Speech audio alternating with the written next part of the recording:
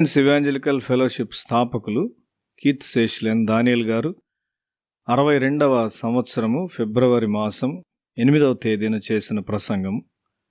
మత్తయి సువార్త 12వ అధ్యాయం 30వ వచనం. నా పక్షమున ఉండనివాడు నాకు విరోధి, నాతో కలిసి సమకూర్చనివాడు చెదరగొట్టువాడు.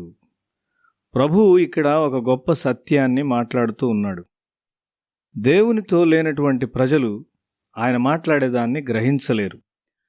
యూదా ప్రజలు హైందవ మతం వలె భక్తిని కొన్ని ఆచారాలకి, కార్యకలాపాలకి దిగజార్చారు. శిష్యులు తినుటకుగాను గింజల నుండి పొట్టును వేరు చేయుచున్నారు. పరిసయ్యులేమో ఈ కార్యాన్ని వ్యతిరేకిస్తూ ఉన్నారు. అది సబ్బాతును ధిక్కరించుట అని వారు చెప్పారు. దేవాలయము నిండుగా జంతువులు, పక్షులు మరియు క్రయ విక్రయం చేయువారు ఉన్నారు.